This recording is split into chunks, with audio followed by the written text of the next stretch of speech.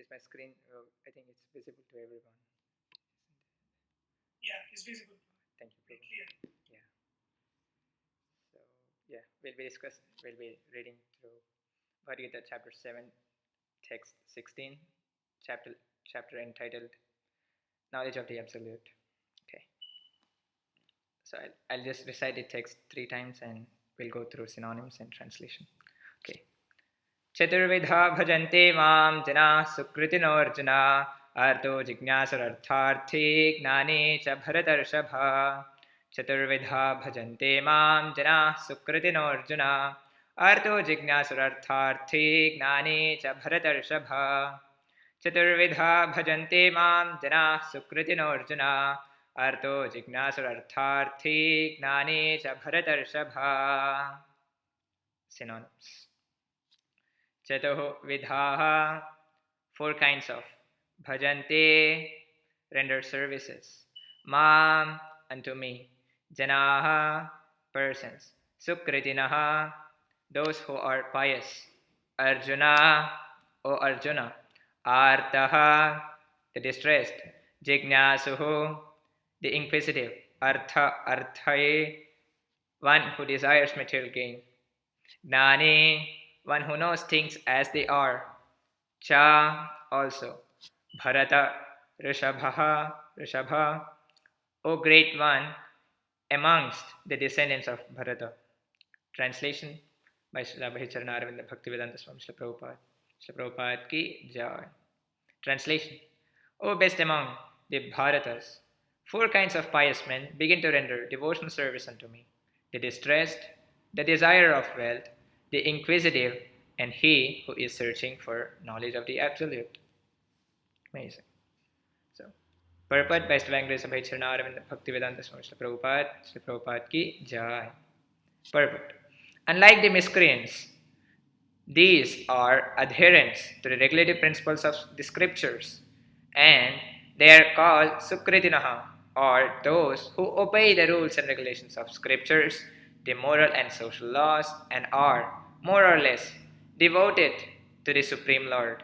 Out of these, there are 4 classes of men: those who are sometimes distressed, those who are in need of money, those who are sometimes inquisitive, and those who are sometimes searching after knowledge of the Absolute Truth. These persons come to the Supreme Lord for devotional service under different conditions. These are not pure devotees because they have some aspiration to fulfill in exchange for devotional service. Pure devotional service is without aspiration and without desire for material profit.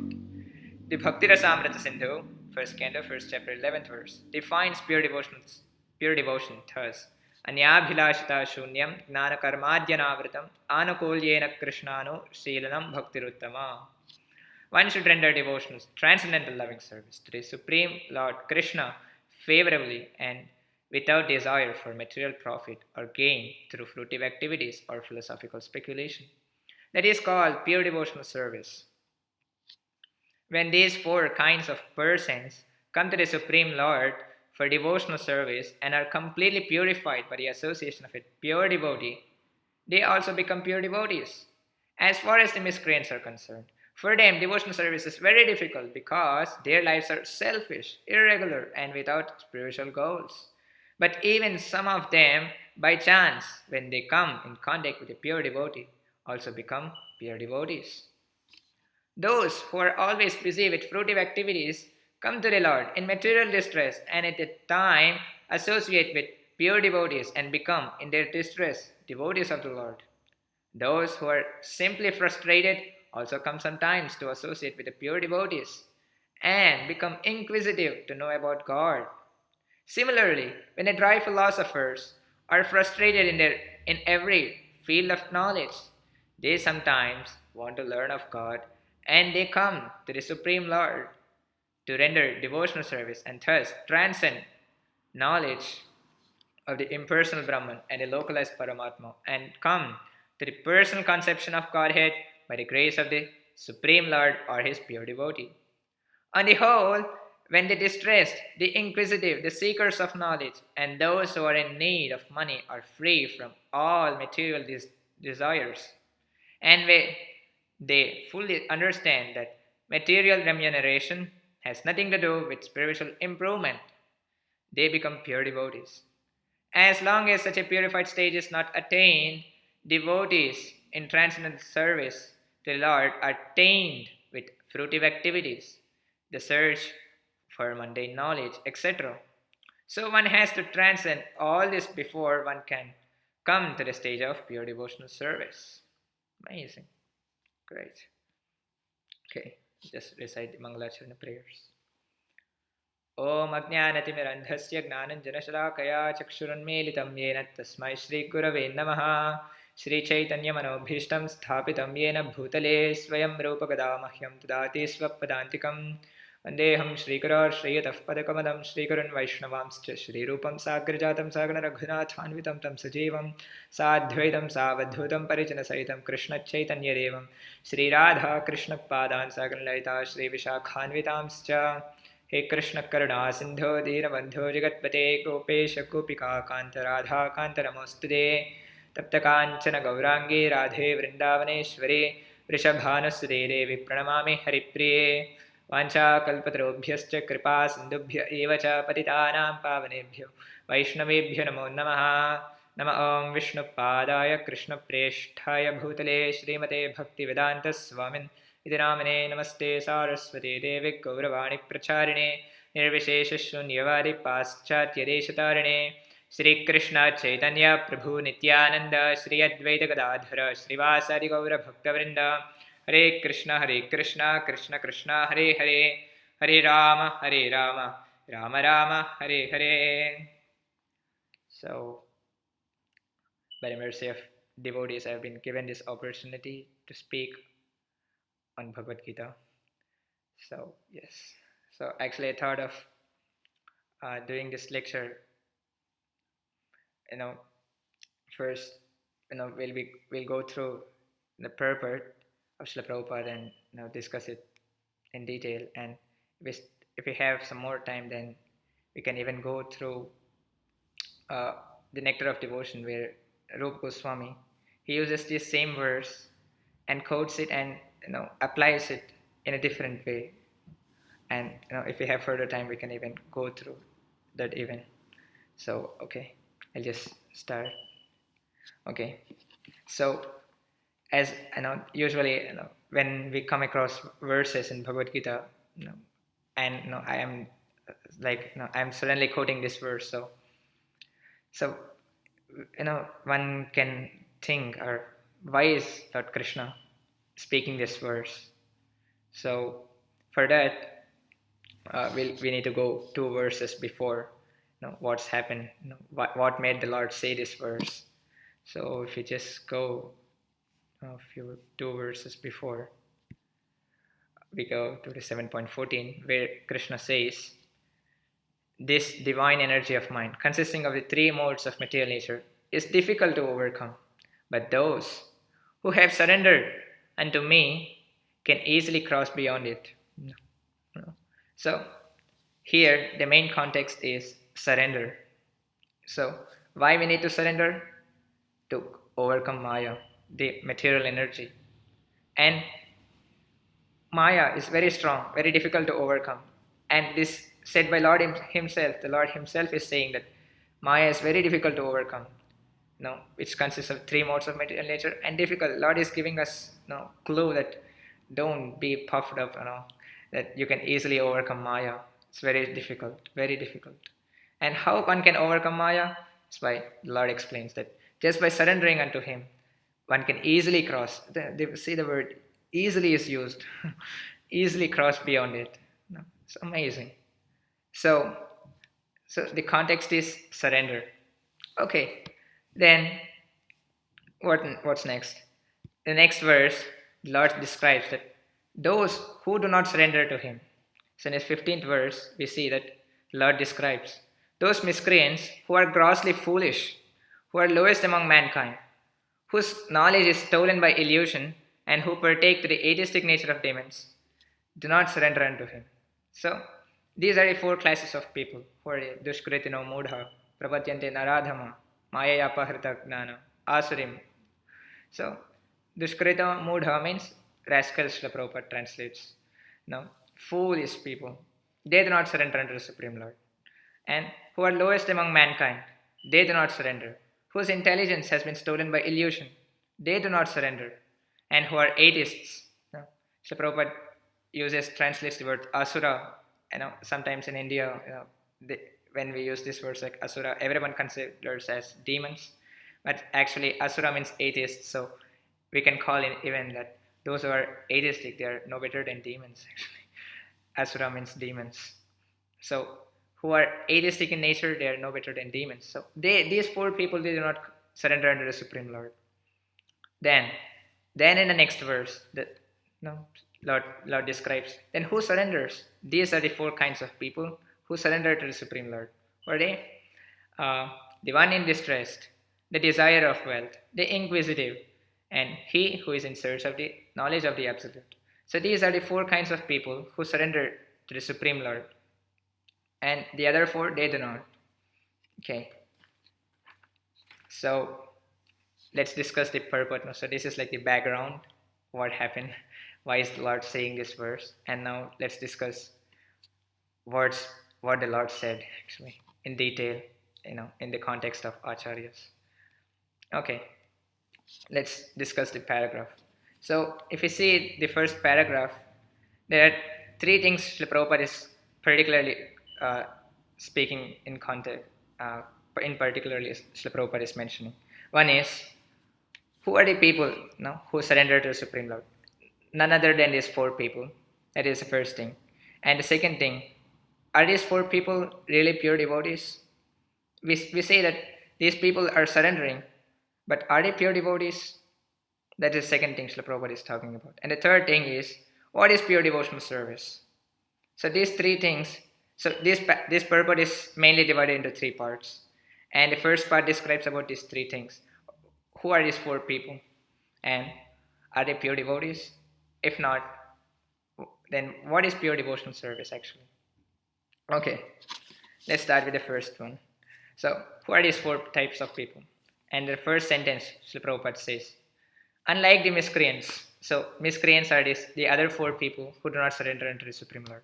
So, unlike those miscreants, these are adherents to the regulative principles of the scriptures. And they are called Sukritinaha, or those who obey the rules and regulations of the scriptures, the moral and social laws, and are more or less devoted to the Supreme Lord. So these are Sukritinaha, or means pious people. In the previous verse, the word Dushkritinaha was used, in the sense impious, sinful people. But here, these are pious people. Because they are pious, they are approaching the Supreme Lord even for their material problems.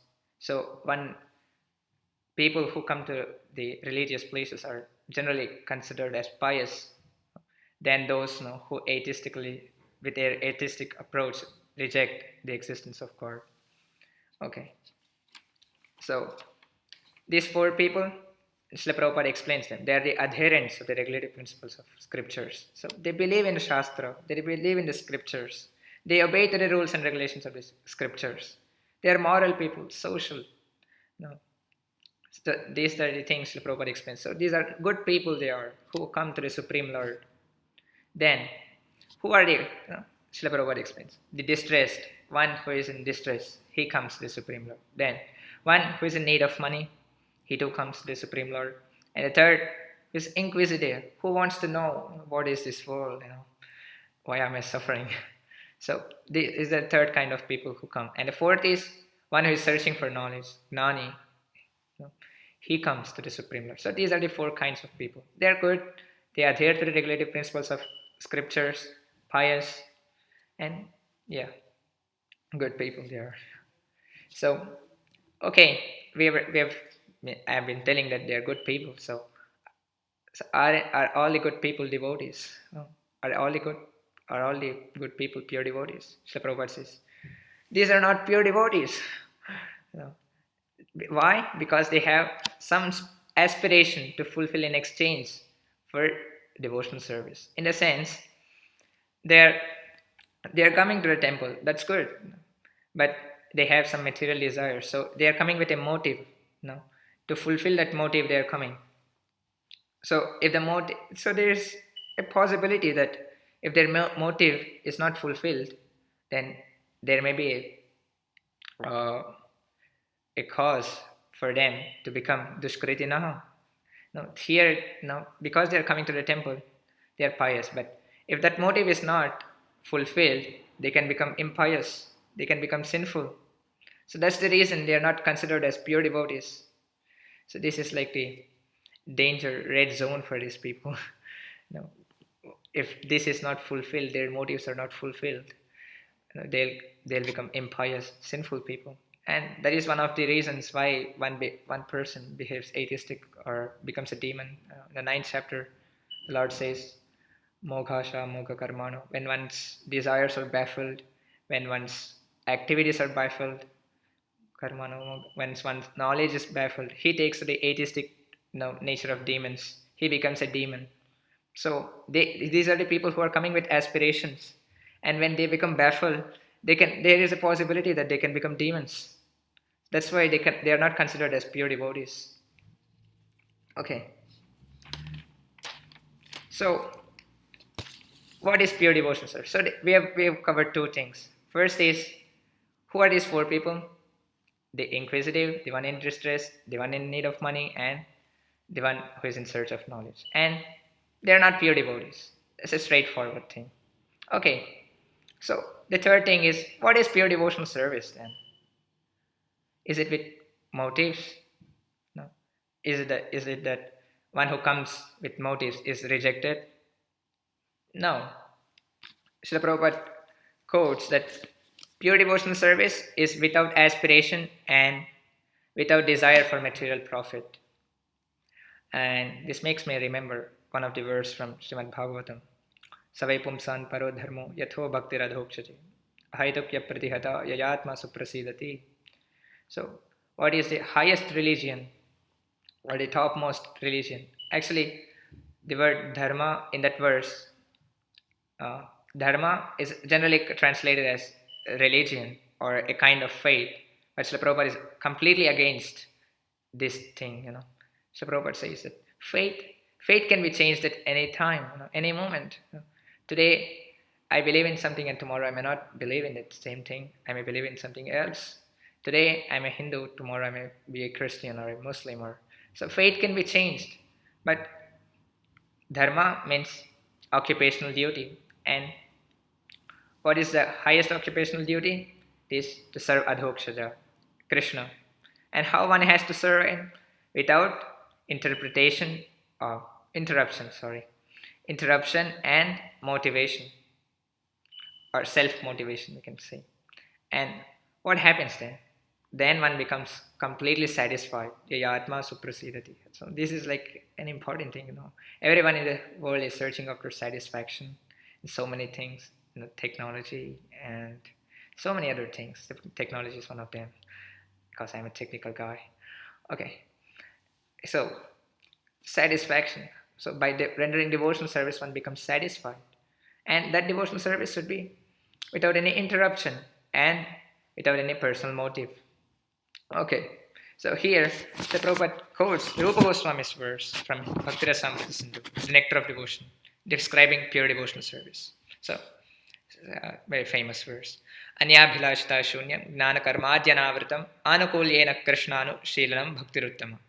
One should render the transcendental loving service to the Supreme Lord favorably, without desire for material profit or gain through fruitive activities or philosophical speculation. This is called pure devotional service. So this is Rupa Goswami is telling us. This is pure devotional service. Pure devotional service should be freed from gnana and karma. Gnana means philosophical speculation, and karma means fruitive activities. Once it's freed from these impurities, these are like contamination in devotional service. Actually, pure devotional service is pure, but these are like impediments to pure devotional service. So when one gets rid of these impediments, then one can experience pure devotional service, the bliss in pure devotional service. So this is pure devotional service. So we covered three things in this first paragraph, which is, who are these four people? They're good, pious, adherents to the regulative principles of devotion. Regulative principles may not be devotional service. And second thing is they are not pure devotees. And in the later paragraphs we'll discuss that how can they be pure devotees. In this context, they are not pure devotees, but they can become pure devotees. How we'll describe, we'll discuss later. Then, what is pure devotion service? This is pure devotion service. Pure devotion service should be freed from fruitive activities as well as philosophical speculation. Right. Okay, let's move on to the next paragraph. Okay. I got some notes with me so that I can remember the points. Okay. So in the second paragraph, it's mainly about how these four people can become devotees. And the main or the key for these four people to become devotees is the association of pure devotees. So here, this paragraph, the second paragraph is completely focusing upon the association, associating with pure devotees. And yes, how can these four people become pure devotees? So, Prabhupada answers. When these four kinds of persons come to the Supreme Lord for devotional service and are completely purified by the association of a pure devotee, they also become pure devotees. So, here is the key thing, association of a pure devotee. So, when one associates with a pure devotee, he becomes pure. Actually, I'm getting one verse, actually, this one verse from Chaitanya Charitamrita. What's that? Krishna Bhakti Janma Mula Haya Sadhu Sangha Krishna Prema Punah Tenho Krishna Prema Bhakti Punah Tenho Punah Mukhyanga. It's like Krishna Bhakti Janma Mula Haya Sadhu Sangha. The root of devotional service is the association with pure devotees. And it is even more important because it even gives one the opportunity to get prema. So that's why the association of pure devotees is very important. Okay, so that we discuss these four people. If they have to come to the stage of pure devotees, they have to associate with pure devotees. Okay, so these are four people. They are pious people, and even though if they associate with pure devotees or not, they're good. They don't do any harm to the society. What about these other four people who do not surrender, who are atheistic, who are demons? What about them? Is there any possibility for them to become devotees? Yes. So Prabhupada answers that in the next paragraph. As far as the miscreants are concerned, for them, devotional service is very difficult. Because their lives are selfish, irregular, and without spiritual goals. But even some of them, by chance, when they come in contact with a pure devotee, also become pure devotees. So, the association of pure devotees doesn't just apply to these four people, the distressed, the one in need of money or inquisitive or one in search of knowledge, but it is even powerful enough to change the lives of the four miscreants, even types of miscreants, because it's very powerful. Then, why Srila Prabhupada uses the word pure devotion service? For them, it's very favorable because their circumstances are like that. But for these people, it's very difficult. Why? Because their lives are selfish. They're self-centered. They want to be the enjoyers. It's like anyway, every one of us, who are in the material world, we want to be the enjoyers. That's the reason we are in the material world. But these people are like even more. It's like a bit more dose of self-centeredness and everything. So their lives are a bit sinful, and they're selfish, irregular, and without spiritual goals. There's no spirituality in their life. So that's why it's very difficult for them. But even such people can become pure devotees by the association of pure devotee. That's the power of the association of pure devotee. And we can see even the association with Srila Prabhupada. When Srila Prabhupada came to New York in 1966, when he started ISKCON, people whom he was preaching were all sinful, and at least to him, it's like he had never saw some people like this before, so sinful, and for them it was even hard to imagine that, to follow the four regulative principles. I remember that when Srila Prabhupada gave the first initiation, I mean, I heard from devotees that no, Srila Prabhupada gave just the beads and just so that and they are used to chanting, so they chanted. But when they asked, so we are initiated, so what shall we do? And Srila Prabhupada said, so you should not eat meat, you should not gamble, you should not have illicit sex, and you should not intoxicate. And they were like, my God. And yeah, but we can see that they have become pure devotees, and that's how this movement is still going on. So the association of pure devotee is very important. It can change the lives of anyone. And I have some examples actually. These are like from the Shastra. We can see the lives of Jagai and Madhai. When they've insulted a pure devotee, Nityananda Prabhu. He's none other than the Supreme Lord. But by his mercy, they become pure devotees. We have uh, people like Mrigari, Valmiki, and among the 12 alvars in South India, Tirumangai Alvar was one of them who got deeply influenced by the association of pure devotees, and other acharyas like Bilavangal Thakur, and so many actually, who got influenced and who have become great devotees just by associating with devotees. So this second paragraph is mainly focusing on the importance of devotees association. You know, the devotees association can change the lives of anyone. You know, may they be the four types of pious people or the four types of impious people. You know, it's powerful enough to change the lives of anyone. Okay, that's fine. So in the first paragraph and second paragraph, so we have covered about 75% or 66% of the paragraph. So let's come to the last 33%. What is Srila Prabhupada focusing on the last paragraph? So yes, in the last paragraph, in the second paragraph, he just gave a clue that by associating with devotees, one can become a pure devotee. But how one becomes, how by associating with a pure devotee, one becomes a pure devotee? That Srila Prabhupada explains in the third paragraph. Okay, so Srila Prabhupada explains that he gives an example in the beginning. Those who are always busy with fruitive activities come to the Lord in material distress, and at that time associate with pure devotees and become, in their distress, devotees of the Lord. So, the one in distress, generally people are in distress, they go to the temple, if they are pious enough.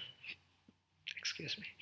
And there, so generally, if they go to the temple, they meet devotees. That's quite obvious, and that's the reason we invite people to our temple so that we can preach to them. So they meet devotees, and when they become devotees, they also become devotees. They come in material distress and then become devotees. So that's what Prabhupada explains. So those who are simply frustrated also come sometimes to associate with pure devotees and become inquisitive to know about God. Yes, when these people in distress, when they come to the temple, they see devotees, effulgent, you know, so much happy, actually blissful, in chanting, dancing, and they do become influenced by it. They become inquisitive. Oh, you're so happy. How come you're so happy? Life is so miserable. So they become a bit inquisitive. How is it that you're eating such nice prasadam every day? And they become a bit of inquisitive. They become, so that it's like a bit of, it's a sign that yes, you have to preach to them. There's a possibility that they can become devotees. So inquisitiveness, and Srila Prabhupada often appreciates inquisitiveness. I remember in one of the purports, Srila Prabhupada was telling that an intelligent child, he is inquisitive. He asks, Father, what is this? What is this? That's a sign that the children are intelligent. So inquisitiveness, Srila Prabhupada quite appreciates that. Yes. And so in this way, the one who is in distress, he gradually elevates to the platform of one who is inquisitive. Actually, in Nectar of Devotion, Rupa Goswami says that these four people, the one in distress, in need of money, and inquisitive and in search of knowledge, they're like the different levels of pious people.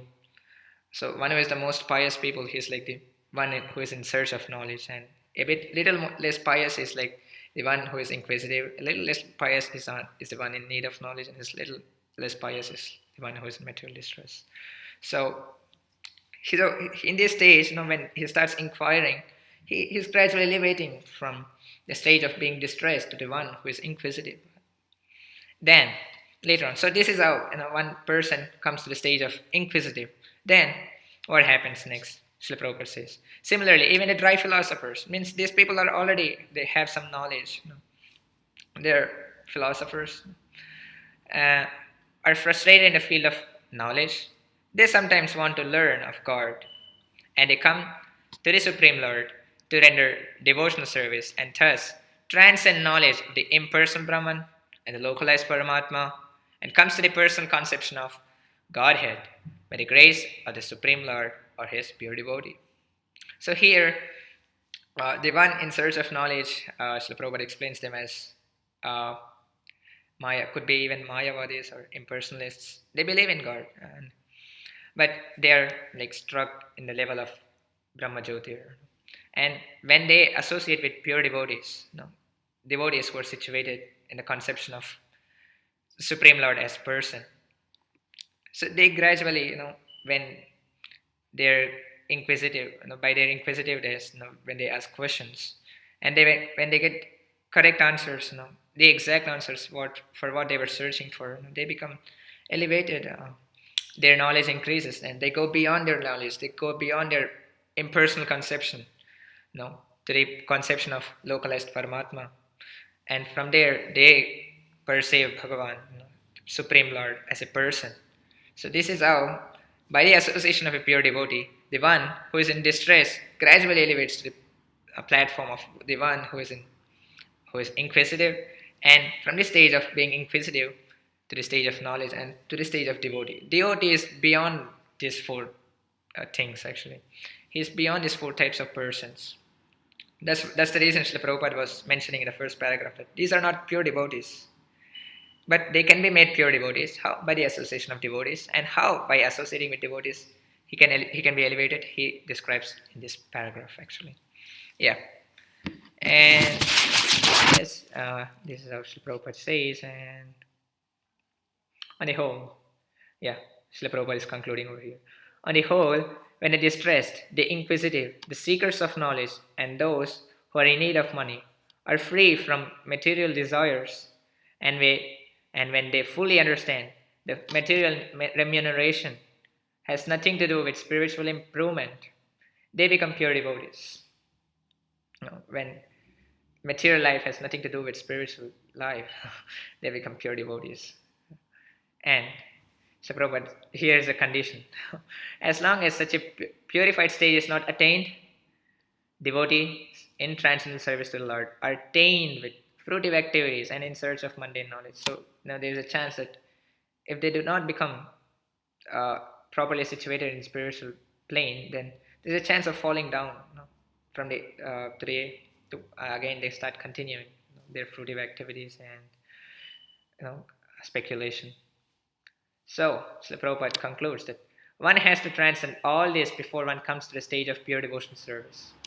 One has to transcend karma, fruitive activities, jnana, philosophical speculation. Then bhakti comes. That's what Srila Prabhupada is telling. So in summary, we have discussed that Srila Prabhupada says that these four kinds of people: the one in need of money, the one who is inquisitive, the one who is distressed, and the one who is searching for knowledge. They are good people. They are adherents to the regulative principles of devotion, regulative principles of the scriptures, but they are not pure devotees. What is pure devotional service? It is free from the contaminations of karma, fruitive activities, and mental speculation. So when one performs pure devotional service, free from mental speculation and fruitive activities, then one becomes a pure devotee.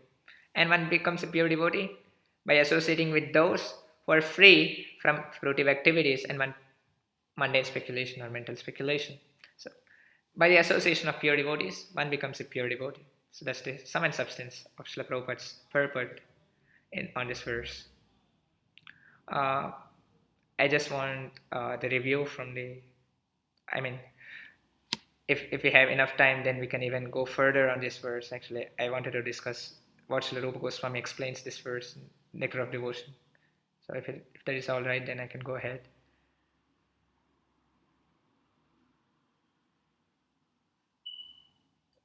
Haribo, Bhaksasura wants to say something. Oh, yes. No, Satyameda wants to say something first. I just want to say Haribo. Hare Krishna. Okay, I'll follow in the Sampradaya and say, Haribol, Haribol. Haribol. I like the thing that Prabhupada's words in front is like a decoration. Just look at Prabhupada's writing in text. It's amazing. It's alive, those words, those letters, and space between the letters. Amazing.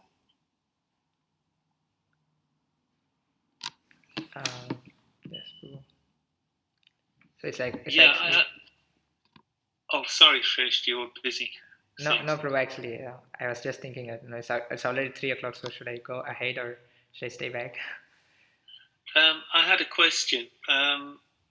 I'm not sure how clear it is in my mind yet, but it's connected with the order of the persons who are mentioned. You know, in the first verse, in the translation, not the first verse, but in 7:15, where those who are impious are described, the order of those people in the translation follows the Sanskrit. Mm-hmm. So you've got the Mudha, the Naradama, the Maya, Parita Jnana, and the Asuram Bhavamashhritaha, and then in the translation it's given like that: those who are grossly foolish, lowest among mankind, those whose intelligence is stolen by illusion, and those who take shelter of atheistic mentality, demons. So, but in the verse that we're reading today, 7:16, the translation doesn't follow the word order of the Sanskrit for the 4 types of people. You've got the Artha, in the Sanskrit Artha, and then you've got the Jigyasi, and then you've got the Artha Artharti, yes, and then you've got the Jnani at the end. Yeah. But in the translation, first of all comes the Artha, someone who's distressed, but then comes the Artha Artharti, someone who's desiring wealth, and then the inquisitive, and then comes the Jnani.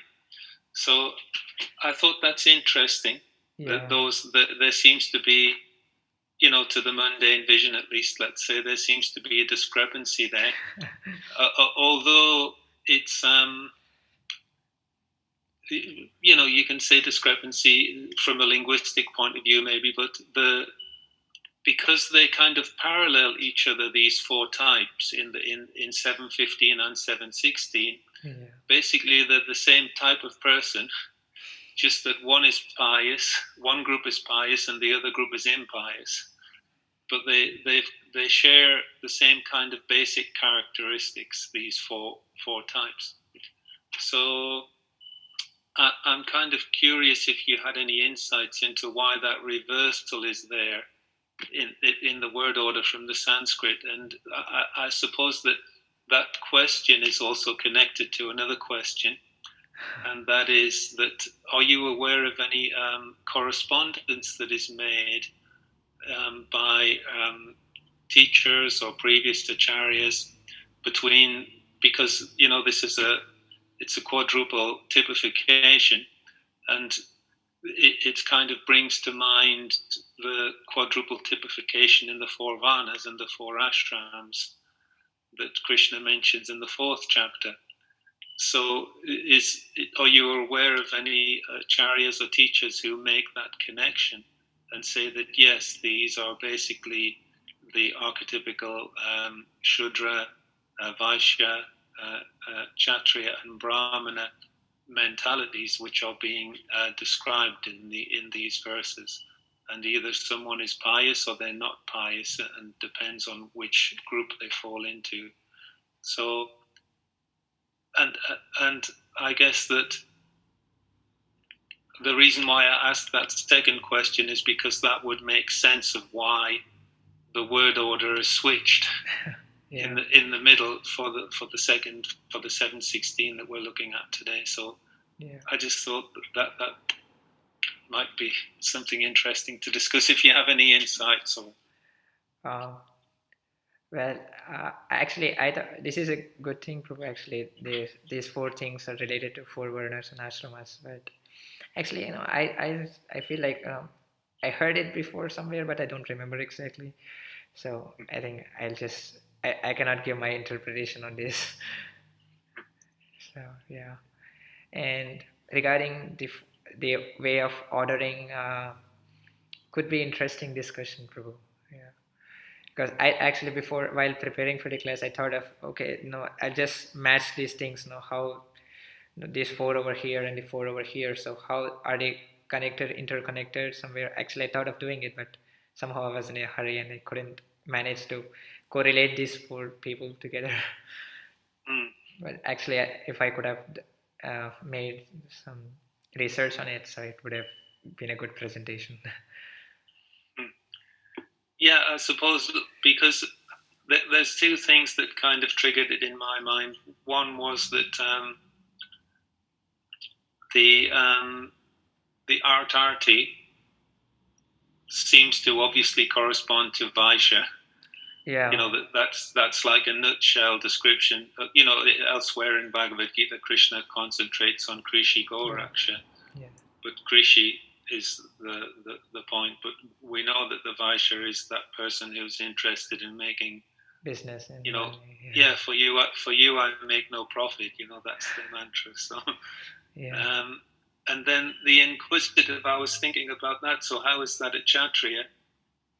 It's not one of the things that gets listed in the qualities of a Kshatriya, but we know that in that schema of the four Varnas, the role of the Kshatriya is to always inquire from the Brahmana, from the Jnani, that's his role in the scheme of things, although, so there has, even though it's not mentioned specifically as a quality of the Kshatriyas in the 18th chapter, but we know that his dharma, that's part of his dharma, the dharma of a Kshatriya, is to always be in that mood of inquiring from the Brahmanas and taking their guidance and taking their advice.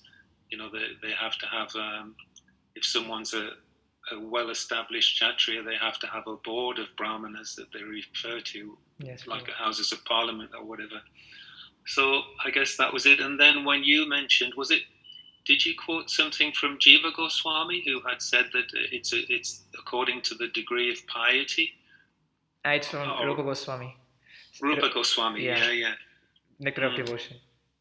Yeah. And they follow that order as well. Yeah. So, actually, I wanted to discuss that, but no, if there's more time. But it's like we are already running out of time, so I just stopped there.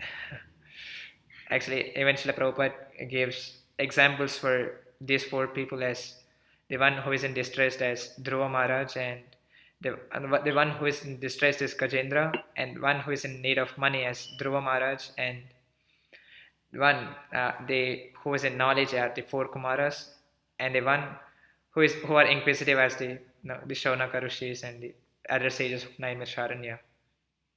So Prabhupada gives this example, and because they got in contact with pure devotees, they all become elevated. That was an interesting thing. Yeah. I find it also interesting that the orders are reversed. Somehow it's like counterintuitive that, a bit like when we say that the highest thing in the spiritual world it becomes the lowest thing when it's in the perverted reflection of this material world. Yes, bro. So the person who's the most pious out of those four, the one who's in knowledge, if we transpose it onto the impious, then he becomes the asuram bhavamashritaha. Yeah. Which is the worst of the bunch, the Yeah. Mudha and the Nardama. Okay, they're foolish, Yeah. but they can be redeemed. But the Asuram Bhava Mashrita, it's very difficult for them, It's interesting. Even though materially they might, we might look at them materially and say, well, this person's just like a Brahmana. Yeah, by quality, Yeah. Yeah, super intelligent, super sharp, and all those. They know so much, and they've studied so much, and all these things, but end up being atheists and everything. Yeah, yeah. It's interesting. And we find so many people like that. Even in I remember in my school days, I used to see some students so intelligent, but they're atheistic. And I think I used to think that that's why Srila Prabhupada was so aggressive against the modern education, because it makes one, ignorant of the basic, or the ignorance of God conception, Srila Prabhupada says. I also thought it was. I was happy to hear how you pointed out. You quoted that verse from Chaitanya Charitamrita, which specifies how significant it is to have the association of a devotee, how everything comes from the association of a devotee, and how you described how that worked with Srila Prabhupada, with his disciples. Even from some angles of vision, they could be seen as those who are not pious, but still, because of his association, they got the opportunity. And I wondered if you had anything extra or anything more to say about that. What the significance of the example of a pure devotee is for coming to devotional service, for taking shelter of Krishna. Actually, I in the example, who the four miscreants, if they get association of a pure devotee, they can also become a pure devotee. And in one of those examples I gave, one example is Tirumangai Alvar, who is one of the 12 Alvars. Actually, in last week, I saw a drama on him. Actually, it was quite inspiring for me. It's like he was a dacoit before. He used to cruelly kill people in the forest, and the king was clever enough to employ him as a tax collector. He convinced him, so that the king had his conception that if I kill this guy, 100 guys like him come up. So why don't I change this guy, so that seeing him, everyone gets inspired. And so he was, from being a dacoit, he became a tax collector. And later on, he falls in love with a woman, and she demands that I only want to marry a Vaishnava. So, and she tells that, so he struggles to become a Vaishnava. So she tells that you need to serve devotees, wash their feet and take that water and feed them sumptuously. And this were like, for him it was like unimaginable work. I need to drink that water, and like that he continued for 6 months, and later on he became a devotee in 6 months. And so it's like it transformed his life in just 6 months. And later on he just forgot that he had to marry that woman, and he continued doing. And for him it's like his main, he declared that the main occupation in my life is to serve devotees. It's like, and it went to such an extent that he started, he was a tax collector, and he used his money in serving devotees. And when his money got finished, he started his dacoit nature again, and started robbing people and serving devotees. Because he understood that he has to serve devotees, but he has no other option. So he had to, by hook or crook, he had to serve devotees. So it went to the extent that he, when to test him, Lord Narayana and Lakshmi ji, they both came. And and they were in disguise, and he took their jewelry. And when they revealed that, see, we are, I'm Narayana and she's my Lakshmi, and but still, he told that, but what can I do? I don't have any money to serve devotees. So, and Lakshmi ji, she was telling that, but you'll go to hell. You're stealing the ornaments of the Lord, and but he was like, but what can I do? I am helpless to serve devotees. So she took, and then Lord was so pleased. He told that you stole my heart. This is quite interesting. I felt very inspired by it. Nice, yeah. Very inspiring story. I was thinking also about how significant the role of a pure devotee is, especially for the jnani, which as an impious person corresponds to the asuram bhava mashritaha. And sometimes, Prabhupada makes a direct connection between those two when talking about Mayavadis, for example, who are they can be included in the jnani category, but because they're determinedly envious of Krishna as a person, his personality, they want to say that he's material, a product of the quality of goodness, then they fall into that category of asuram bhava mashritaha. So I thought that since that's one of their issues, and I say it there, but I should really, in the early days, the devotees were reading Prabhupada's books before there was much knowledge in ISKCON, but they started to read Prabhupada's books. And one of them describes how all the time he was reading about these Mayavadis, and Mayavadi this and Mayavadi that in Prabhupada's purport. So he was questioning, who are these Mayavadis? What are the Mayavadis? And then he said, after he'd been around for about a year in ISKCON, he realized that he was the Mayavadi. I think that was Kirtananand Maharaj. I think. Was it? Okay. So it's me. Yeah. It's me also. That's why I'm bringing it up. So although I'm saying they, but I'm actually I have to own it also. Me too. No, for sure, it's me. And I guess that one of the issues of the Mayavadis is that they've got that understanding that Krishna is not spiritual. He may be very exalted as a person. They kind of give that sort of credit, but he's really a product of the pure mode of goodness. That he's not transcendental. Yeah. That somehow he's material, and also therefore devotional service to Krishna is also material. It's not spiritual. It's not properly transcendental. Yeah.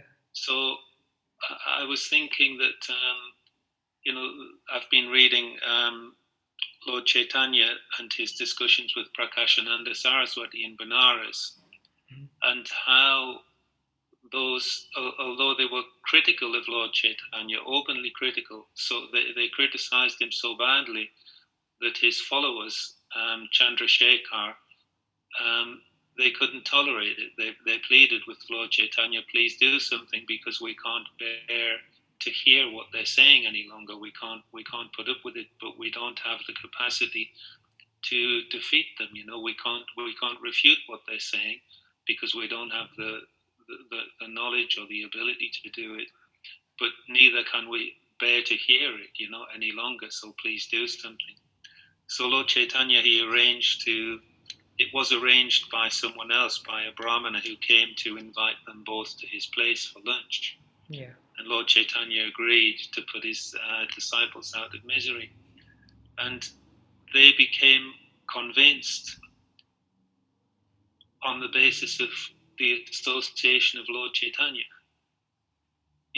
They saw how effulgent he was, how beautiful he was. And, obviously because he's Lord Chaitanya, he blew them away, basically. And then when he spoke Vedanta to them, they accepted, even though in speaking Vedanta, he told them very clearly that the philosophy of the founder of your movement, the founder of your philosophy, is bogus.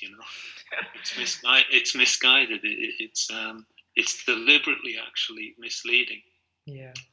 Because he's Lord Shiva coming in this role to specifically do that, and they accepted.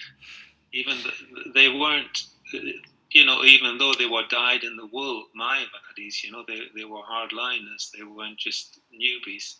They were really fully on board with the program there for the Mayavadis in Benares, but they accepted because of the influence of Lord Chaitanya. Yeah. And I think that's particularly significant for people in that category to have the example of a pure devotee, because the people may doubt that whether bhakti, the practices of bhakti, or even the Supreme Lord, because the Supreme Lord is so far beyond our comprehension in many respects, we may doubt about him, or let's just say I may doubt about him, and also about the process of bhakti. But if we're exposed to the character of a pure devotee, and we see how they're, the key verse that you pointed out here, that when they fully understand that material remuneration has nothing to do with spiritual improvement, Prabhupada says in the purport. Yeah.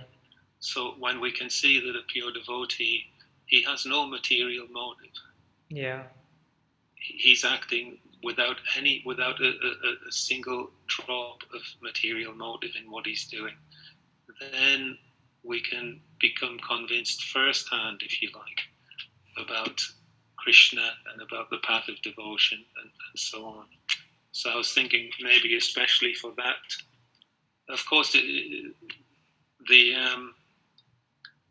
association of a pure devotee is key for all those categories, but it seems that for some people in that last category, it really is the only hope, the only chance that they've got to have their conception changed. Even I was surprised, Prabhu. So I was like, when I heard that it's Gnani, so I thought the one in knowledge is like, I think many people like the scientists and they are already in knowledge, so I think they would inquire. But so Prabhupada in the last he targets the impersonalists, and he says they come to they cross beyond the conception of Brahman and Paramatma. I was like, oh my God, Prabhupada is not just targeting one side of people, but the other even.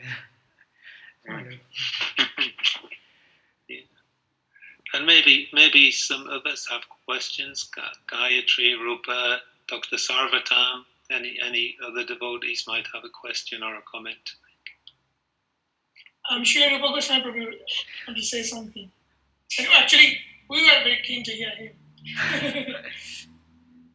Hare Krishna, Suresh Prabhu, first of all, I add another Haribol, 3 Haribols, Haribol speech, because you're such a young boy and you really did a great job, so keep it up.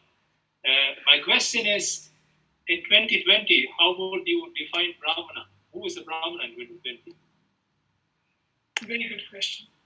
Who is a Brahmana? And how can he be a devotee? Is that Prabhu? Yeah, I mean, we all, historically speaking, in this, in spirituality, there is so much of emphasis on being a Brahmana because everyone is asking counsel. And if you read through all our scriptures, there is so much of emphasis. Brahmana is cursing here and there. Brahmanas are really like being served. And but now, we are in 2020, so we are not in Satya Yuga or we are in different yugas. So how would we classify Brahmanism or Brahmana? Is it, or we just forget the whole Brahmana concept and just focus on being a Vaishnava? Actually, I'll just show a verse, Prabhu. I think Brahmana, in the 18th chapter, Krishna says, who is a Brahmana actually? Actually, that Bhaktiras Prabhu was almost quoting that verse actually. He was here and we were discussing about Vaishya and Kshatriya. Actually, that was close to this verse actually. What's that?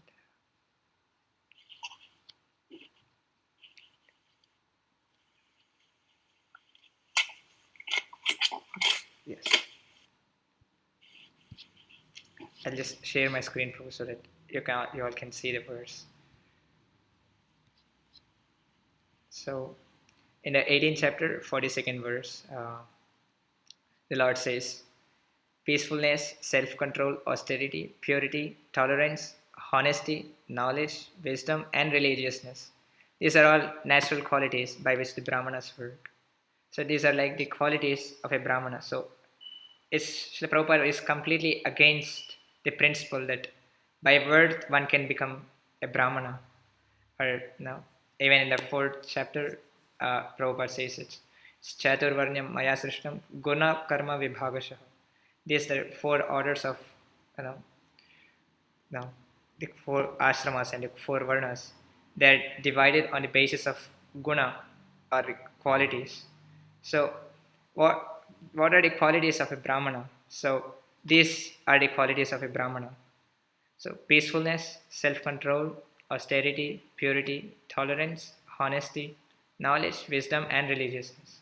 So, a person is termed as a Brahmana if he possesses these qualities. He may be born in the family of a Shudra, but if he possesses this quality, he should be treated as a Brahmana. And we have instances like Gautam Muni was one of them. Gautam Rishi, he was son of a prostitute, and because he had one of this quality, honesty. Now, he was quite honest that when he approached his guru, he said that yes, I'm born to a prostitute, and because he resembled this quality, he was elevated to the platform of a Brahmana. And in a 2020, we don't see any Brahmanas because we don't see Brahmanas possessing these qualities. So that's why in Kali Yuga, we don't find any Brahmanas actually. Everyone is a Shudra. That's a good point because you're right, because it's very hard to keep all these to keep all these qualities on board, so that's a good point, bro. So I have a question about who's that woman who's always angry? Fantastic answer. Parashura. No, there is a sage who is always angry. We always curse it. Durvasa. He's always. Right. That's another question, isn't it? Like people who are like such learned, who are in such a position to even recognize who the Supreme Personality of Godhead, but then like he is like very known for his anger. So now at this stage we can always reflect to what the verse said about people. Any sage, they have to be calm, quiet, without any anger or so. But there were people in earlier yugas when the Lord was there. So is it just because the Lord needed those people for his leelas, or were they like showing like extreme anger towards many things? Yes. So is it any reason that they just were there for fulfilling Lord's desire? I think Durvasa was a bit exceptional case. We don't see anyone like him. He's the only one who is like that. And yeah, that's true. Yeah. And even like Parikshit Maharaj, when he got cursed by the son of a Brahmana, again they were like so angry, isn't it? It's like the Brahmana should have waited a minute, or like these are the examples which we give to us. We just don't just shout out at anyone like that. But then like when those people had so much of power because of their tapasya and austerity, when they say something, it happens for true. Yes. Yeah. Why are they like that? Was it allowed to be like that in other yugas? Now I know even we say something or something, it doesn't happen. Yes, we try not to say bad about anyone else. Even think about like ahimsa even within the mind.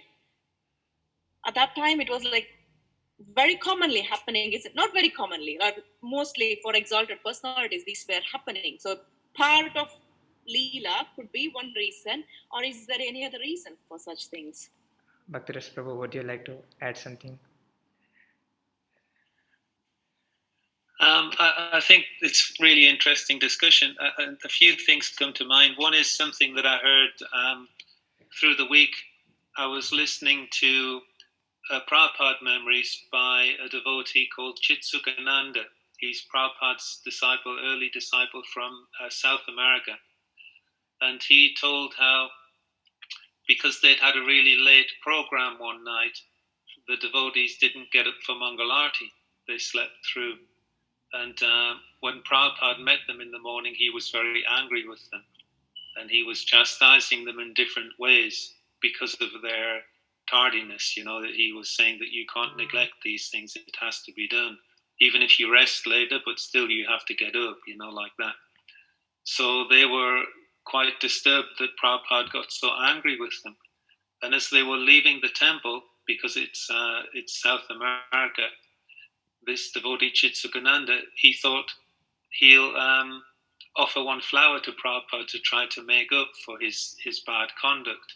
So he picked a jasmine-style flower off the bush on the way out of the door, and he caught up to Prabhupada and he offered it. And Prabhupada took the flower and he smelled it, and a great big beaming smile came on his face. And then Chitsukananda said to him that, Prabhupada, you were just so angry now, and now you're so beaming. What's going on? And Prabhupada said, no, I'm never angry. He said, I'm never angry with any of my disciples, but it's my job to teach you, so sometimes I have to behave like that. But I'm not actually angry. So I guess that's one. Those qualities, although they seem, obviously they are stereotypical, the way that they're presented on paper like that, but they're held in the hearts of real people, and real people aren't stereotypes. They're multifaceted, and we also hear that these different seemingly negative emotions can be engaged in Krishna's service. Like Hanuman, for example, he's a pure devotee of the Lord, but he became very angry when he went to Lanka, and he set the whole place on fire with his tail. So he was those things. They can all be engaged in Krishna's service also, in their pure form. And why a Brahmana may become angry? It's not that he can't become angry. It's just that he doesn't become unpeaceful. If a Brahmana sees the mode of ignorance and he can become disturbed. If he sees the mode of ignorance in someone, he can exhibit some anger. I guess that there were some thoughts that I had about that.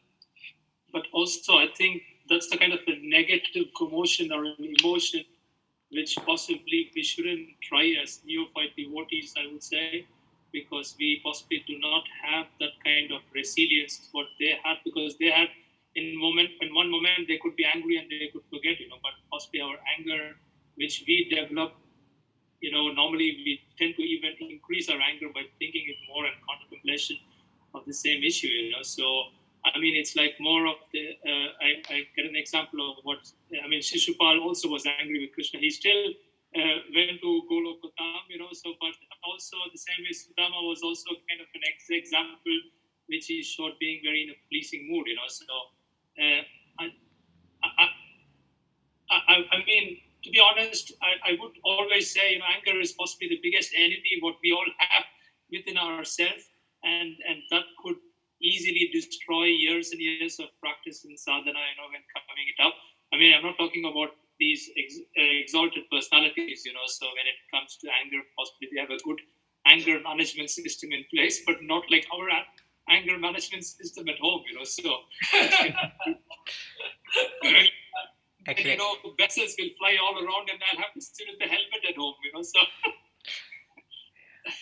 but it's a good thing to, but why I raised this question about Brahmanism was because there's so much of emphasis on Brahmanism down south in India, so and sometimes I think the whole agenda is stolen over Brahmanism. All these caste politics which is happening, the whole country has been divided because of Hindu Brahmanism, and but there is no clear definition what I can find, so, and that's why I asked this question. So thanks a lot, Suresh Prabhu. That's fine, bro. And actually, I have one point. Actually, I was suddenly got in my mind. In the first verse of Upadeshamritam, in Nectar of Instruction, Rupa Goswami says one has to control the urge of anger, and in that purport, Srila Prabhupada writes that pure devotees employ anger in Krishna's service. That was quite amazing. Yeah, I think also since we had a glorious initiation ceremony, it might be worth mentioning how Sanatan Goswami, he says that just as bell metal can be transformed into gold by an alchemical process, so people can be made into brahmanas or pure devotees by the process of initiation, by the process of Harinam initiation. So when we talk about whether there's brahmanas in Kali Yuga or whether it's possible, that's one very important way that it is possible, even though we know that there's those references that everyone's born as a Shudra in Kali Yuga. That's the characteristic of the age. But still, that process of initiation, which I guess is one way of describing association with a pure devotee, that process of initiation, Diksha initiation, that's one route that can be employed for creating brahmanas, if you like, brahmanas or Vaishnavas like that. That takes place through the process of initiation, which is a form of association with the pure devotee. I think even Prabhupada said that I wanted to create a new class of brahmanas. Very interesting point. Yeah. So not just brahmanas, but brahmanis as well. I